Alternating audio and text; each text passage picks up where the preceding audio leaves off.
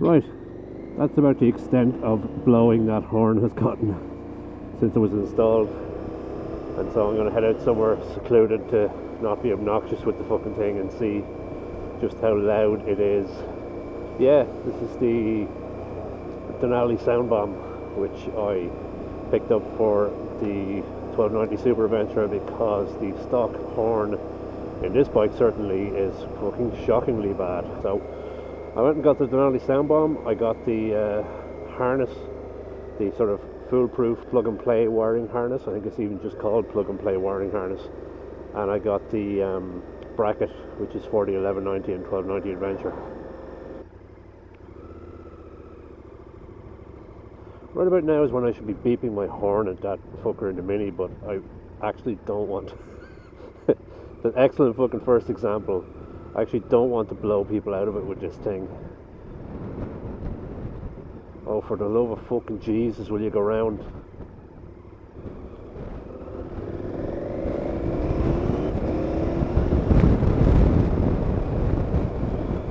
See?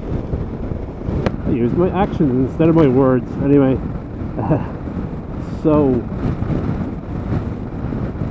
I picked up the Denali Soundbomb Mini, and there's nothing mini about it. It's a big solid fucking, a big solid unit.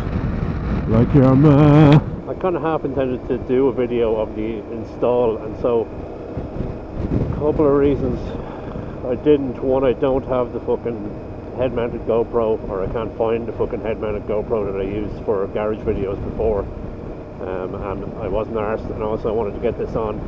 So Graham on Two Wheels Graham came around, and we had a fucking fiddle at it, and it was handy enough as it was in the end.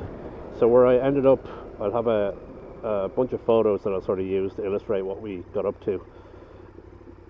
Main parts of the system are, there's a relay, which is a big sort of a fairly small, just kind of an electrical unit, and there's three sort of tails of wires coming out of the relay. One to the battery, one to the original horn, and one to the sound bomb. So handy enough, straightforward enough. So we ended up putting the relay on this bike. You could just about put it under the back seat, and we actually had it sitting bolted on to the sort of emissions box in the back seat. You would have just about enough room. We were sort of cutting it very fine in terms of being able to get the wires out to the sound bomb itself. So we ended up putting it under the driver's seat, under the little sort of cover that covers all of the wires and the wiring loom that goes under there. So we ran the the battery cable is straightforward enough. The battery's right there.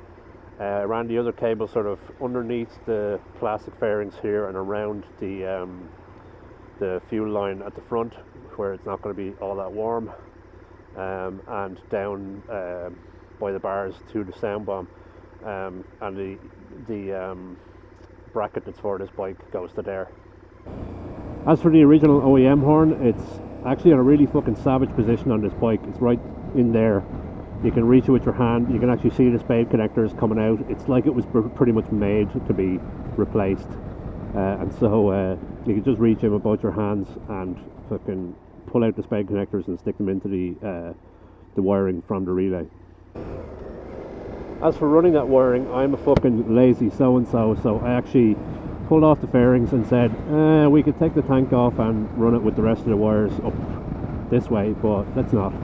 So I ended up checking how much room there was under the top fairing here around the tank, and ran those wires just under the fairing, and there's actually a good bit of room there, and there's a nice channel that I can go down. The water overflow from the fuel filler cap has a big channel that goes in, and there's room for more wires there, so it just comes out here and just attaches into the OEM horn, so that's pretty class. And aside from that, it's straightforward. One of the pitfalls, and it always kind of pays to look on the forums for your bike, or have a look at if there are any annoyances with the sound bomb or anything that fucks with your electrics, and your bike, especially new bikes, because they have fucking CAN bus systems that are all sensitive and shit. And apparently the CAN bus system on this bike, or at least the previous iteration of this bike, is super sensitive, right? So lads used to get warnings on their dash if there wasn't enough power being drawn. So if you disconnected the original horn on the bike and you just put something else in its place and it wasn't drawing the same amount of power that the horn is supposed to be drawn, a big fucking general error thing would flash up. And the only videos I could find of that error were on the old dash, so I was like, I'll give it the least obtrusive job first. I'll just connect the spade connectors. It suggests that you sort of tap into the wires and leave the original horn connected as well, so actually 2 horns have gone off. But I said, fuck it, I'll try the easy way first, and so that's why I'm heading out somewhere, so I can blow this fucking horn for a couple of seconds and see if my dash goes bananas. I mean, it's not going to damage the bike in any way. All it really is that the OEM horn pulls an amount of power out of the bike's power system, and if you disconnect it and just connect it into this relay, the relay is drawing essentially no power. It's just looking for a connection. And so what the bike is complaining about is that there's less power being drawn. So it's not like you're going to fry anything, or if you're going to fucking do anything bad to the bike by doing this. I mean, just for safety reasons, like, the bike isn't going to cut out, or it's not going to do anything fucking mad. The whole CAN bus system is designed so that if there's a fault with the electrics on your bike, you know, it'll tell you about it in advance. You're not going to be riding down the fucking road and suddenly the bike cuts out. That's the theory behind it. You know, whether or not it works out that way, who knows. What it's essentially designed to do is, you know, if there's anything wrong with your bike won't even fucking start, which is not a bad approach to take, even though it might be annoying if your bike doesn't fucking start because of a stupid thing. You know, it's not safe. Other fitting annoyances. There weren't a lot of annoyances, to be honest, once we found the right place to stick the relay and run all the wires. The other thing about it is there's a fucking a bracket that you can get that's specifically for the 1190 and 1290 Super Venture, and you know, that's great and all, and it gives instructions, that are fucking impossible to follow, which is annoying. You're supposed to stick the Soundbomb onto the bracket and then attach the bracket to a set of bolts that they provide as a replacement for existing bolts that are going into an engine casing, right, which is a fairly standard terrifying thing people tell you to do, and it gives you specific torque values and says tighten it to 6.5 foot-pounds or 6.5 newton meters. Anyway, tighten it's not mad tight, but reasonably tight, right? And the way that the bracket and the Soundbomb and the side of this bike is set up is such that if you put the bracket on first and then try to attach the Soundbomb to it, you can't get to the bolt at the back because part of the exhaust system is in the way, and we had a go at it and you couldn't do it, right? So whereas if you do it the other way around, if you put the Soundbomb onto the bracket and then mount the bracket onto the bike, the only way you can get to those bolts on the bracket is with just a regular fucking hand spanner, right? So all this talk of fucking torque and newton meters is out the window.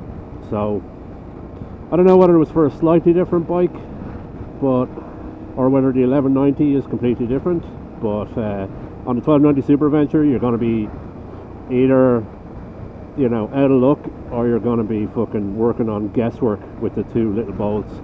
Now it's not a difficult fucking torque setting to get. It's like pretty much hand tight, maybe fucking, you know, you're not hanging out of it, but you're tightening it to the extent that the bracket isn't going to work itself loose and something like that. And so I'm going to check the bolts, you know, after every ride for a couple of weeks and just see if there's any sort of hope of it. I don't know if you're supposed to treadlock bolts that go into casings like that, but I haven't treadlocked them, but I might end up doing it if there's any sort of sign of looseness. The other thing is the wiring could be a little tidier around where the Soundbomb is. I'll probably take another look and pull off the ties and, you know, have another go, because it's fairly rough owl wiring. There's a bit of heat shrink on the wiring itself. It's not heat shrink, I don't think, but there's a bit of sort of wrap on the wiring itself. But the terminals that go into the Soundbomb itself are a bit fucking rough looking. There's like coloured wires, which I don't like coloured wires hanging out of a bike kind of thing. Alright, no pedestrians as far as I know. No traffic behind me.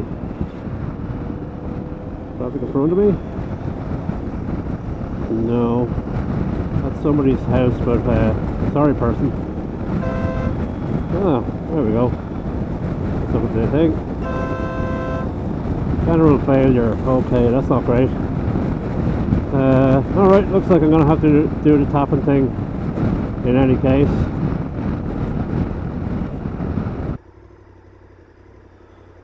There's a look at there. General failure. I figure it's just like something's bad, I don't like it. But I don't think it's anything to be bothered about. Can I actually dismiss it? I can! So I'm left with an orange warning light, which I'm happy to ignore until I get home. Yeah, it looks like if you just tip the horn, it's generally fine. But if you fucking hang out of it for 2 or 3 seconds, yeah, the general failure thing comes up. And from what I have been told, it disappears when you stop and start the bike. So I'll leave it as it is until I get home. But the tapping job is not a big job. So well, it's not a big job. It's just some posit taps, and you just throw it in, and it's not a big deal. And you connect up the OEM horn again. But I'll do that this evening, and doesn't mean I have to re-record anything because I didn't record it in the first place. But there you go. Okay, doke. It was a bit of a trek, but I went out to one of the more secluded places, and there's only one person here dogging. Can you do dogging on your own? Can you dog? Solo dog? You dirty fecker. Anyway, it's been a couple of days. I ordered some bits and bobs. As you can see there, good old 20 quid off Amazon or Aldi or Lidl do them the odd time, just like sort of cable wire crimping kits. I didn't feel like crimping or wiring or hooking into my bike's wires directly, so I did up a little jobby that will just connect in series, and hopefully that'll do the job and remove this general error. That should be handy and straightforward enough.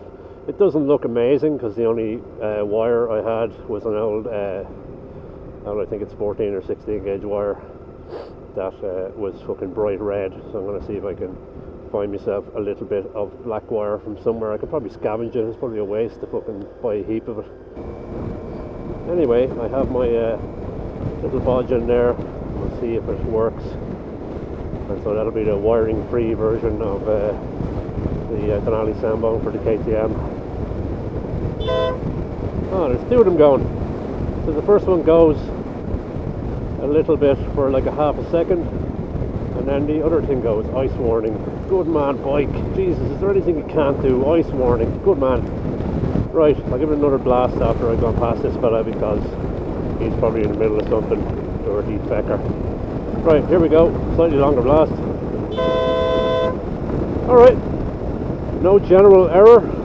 That seems to have sorted it. Okay. Yeah, I mean, you can do the splicing the way that they tell you to do it, if you don't mind.